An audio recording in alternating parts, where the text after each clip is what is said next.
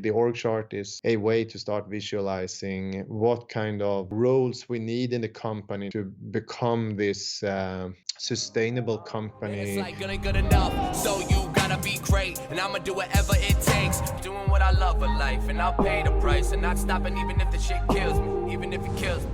Hi everyone, and welcome to MattGron Talks. This is episode 98. My name is Mattias Gronborg, aka MattGron, and I'm the founder of the HubSpot agency iGoMoon, and here I share my scale-up journey together with this company when I'm building iGoMoon from nothing to something. And of course, as usual, the one and only with us, my co-host Svea Malina Landshoff. How are you doing, Svea? I'm great. Hi, Mattias, and welcome to MattGron Talks. This is where entrepreneurship runs smack into reality. And so welcome to this vlog. If you're new here, also welcome if you already know us. In case you're new or you have forgotten, I think we should explain our framework because we have different topics for different days of the week. Do you want to share, Mattias? Yes, of course. We record 3 times every week, and during our Monday session, I talk about self-development and my journey growing as a human being and a leader. And every Wednesday, which is today, Svea, we are talking about everything I'm learning in the entrepreneurial process, growing iGoMoon, and every Friday, I share my weekly inventory. I talk about things that I could have done better, stuff I have learned during the week, and also I'm sharing what victories I have been celebrating. Yes, important. But you typically summarize the Fridays as your diary. Yeah. Yes. Quick and easy. Yeah. But today Yeah. is Wednesday, and I took it quite literal because you just said that we talk about how you're growing your company. And last week in the Friday episode, in your diary episode, you actually talked about that you were planning ahead with Anton. And you were planning for the next big step, like 30 to 40 employees, and like get some new roles in place, calculating the budget for that. And you said that was the org chart. I think that's short for organizational chart you were working on there. And even though you talked about a little bit on Friday, I still want to dive in a little bit deeper and hear more about this. And maybe for all of us, including me, who are not exactly sure what an org chart is, could you summarize that in a nutshell, what that is? Yes, of course. I will send you like a print screen, and then you could maybe quickly add it into the video. It was a draft from one of my sessions together with Anton when we were sketching on the future organization. But this is all about like making the plans visible for the team, and not just have these thoughts living in my entrepreneurial head, so to speak. So that's why I'm creating an org chart, and it's also like a big reason why I'm doing it is because without the insights of this org chart, it is also more difficult for us to identify talent gaps, and we also need a much better understanding how we should carry out our budget analysis and generate essential growth reports for the future. So that's the reason, and also like really setting a clear timeline when we need to recruit the people and who we should recruit. Yeah, I think you said that was the behind. Yes. I think you said you were now working on, I hope I don't mix it up, the fiscal year of 2023. So basically 2024 is what we are looking at, right? The org chart. Yeah. So yes. So this specific org chart we are working on now is actually to visualize how the company looks in end of the fiscal year 2023. Yeah. And so it's always a bit complicated with these fiscal years and stuff. I always have to Yes. think around the corner. I don't say it right. But Yes. I think I found it here actually in my files. I think we should just have a look at it and maybe you can explain a bit what is new here. Maybe compare it a bit to how it looks like right now, what old roles you're adding and why. Yes, of course. So definitely something that is important to share here is like when we are recording this episode right now, we are 15 people and we have been, at this stage. When I say stage, I'm talking about number of employees and also the kind of the yearly revenue, which has been around like 1.5 million euro. And, over the last 2-3 years, it has been very clear that the bottleneck is kind of me and Eric as founder and partners in the company. Yeah. And together with the chairman of the board, we are working a lot on our strategies and creating processes and making iGoMoon much more teachable, so we actually could scale up iGoMoon. And like the org chart is a way to start visualizing what kind of roles we need in the company to become this sustainable company, and kind of also building me out of the picture, as the CEO. I will 2023 I will still be the CEO of the company, but for this specific organization there will be a COO. What's who that? will chief operation officer. Okay. And I can see here on the chart that like from there are like the 4 teams going off from the COO. So that person has kind of like the responsibility over the 4 teams, or what is that person? The COO is in charge for the daily operation, and reports to the CEO and oversees the functions of the company, basically, general operations of the company. Okay. Yeah. So that this person will, in this case, will have 4 team leaders reporting. So that person is in charge of leading the operational like the production team. Yeah. The creative teams. And we, in this way, we have been playing around with different types of team setups. And I think there is not like a perfect way to structure this, but our approach now is kind of building hives where every team they have like ownership of the customers they have in the team. So every customer, they kind of get a dedicated team. Yeah, sorry to interrupt, but we have an episode dedicated to this topic, and I'll link it here. It's customer-centric teams. I think that might be interesting to watch in that context. Yes, so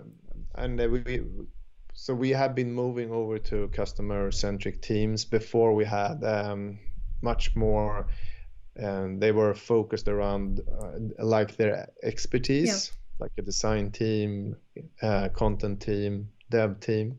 But in this way, we're trying to create more ownership and collaboration around creating value for our customers, basically. So, but I would say this org chart is still a little bit of a draft, because what is not really clear here yet. Here we have the dev lead role today, but we will have other creative lead roles, and we are in one way trying to figure out how they are they like a cross functions for the teams, or are because they still have, like, let's say in this case we have Frank is a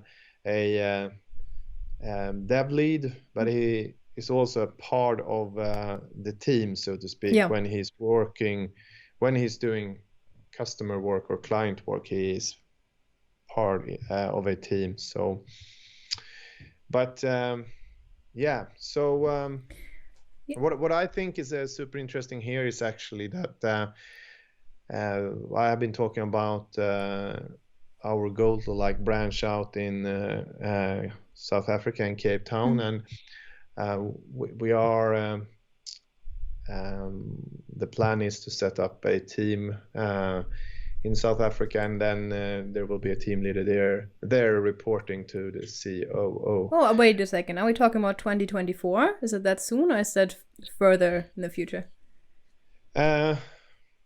No, yeah, like the goal is to branch out there in like 1-2 years. We are looking into the details now. Okay, but I mean, that's cool.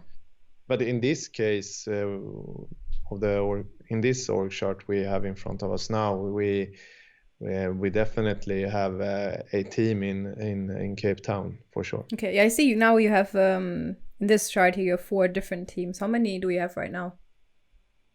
So we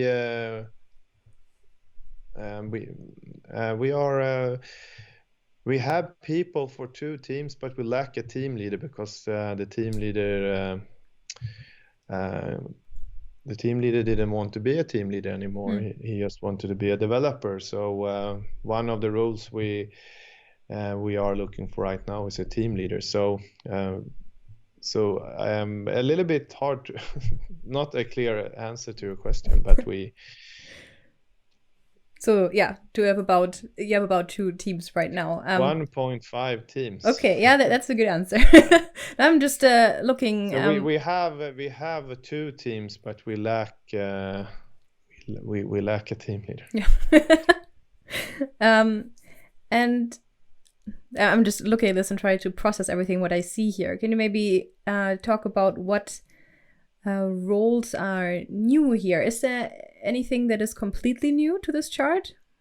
I know you're adding more members for the different teams, like more developers and everything, obviously. But are there some other new roles?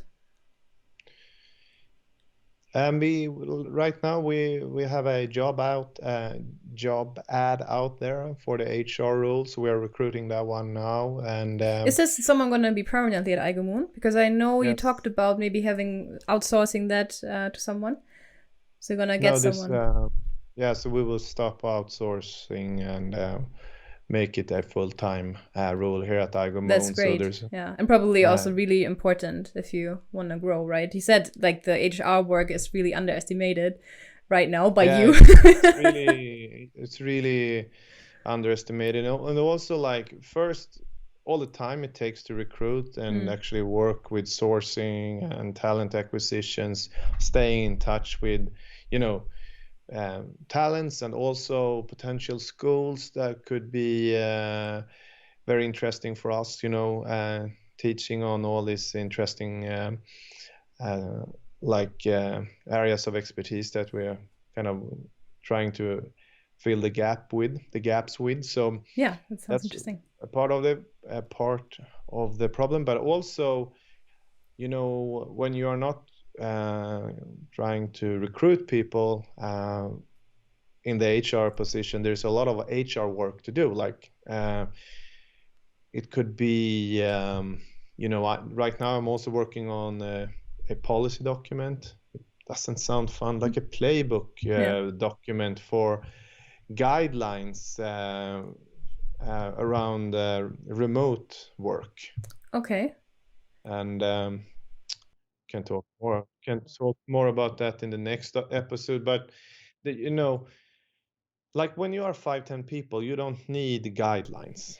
But when you when you want to grow, you need guidelines because you need, we have the culture code document to actually teach our values. You need the guidelines to teach how people should behave in different scenarios. So Yeah. it must be clear so it's fair and everyone is get the same. Yeah, it makes sense. And I think also specifically with the working from home policies and everything, I feel like when Corona hit, everything was a bit like spontaneous and everyone tried to figure out what to do and no one was prepared for this. But I think now where this is kind of like the new normal, I think it's a good idea to get some rules in place. And I know you also were saying you're planning on going the hybrid way in the future, offering some from home work, some at the office work. We can maybe also talk about that in one episode, how that is evolving once maybe life is somewhat back to normal. That would be interesting. But what are the roles, if you have any, that you will be prioritizing on the journey now to 30, 40 people? What are some people you're going to hire first? I mean, obviously a team leader. So we get back on track, managing 2 successful teams, and then also growing these teams because, like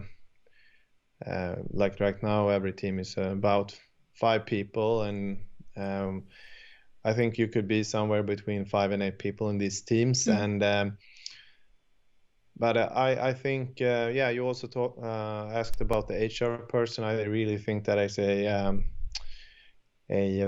priority to find that person because we can't really succeed with this scale-up journey without a full-time HR person doing talent acquisitions and supporting me around the work related to that.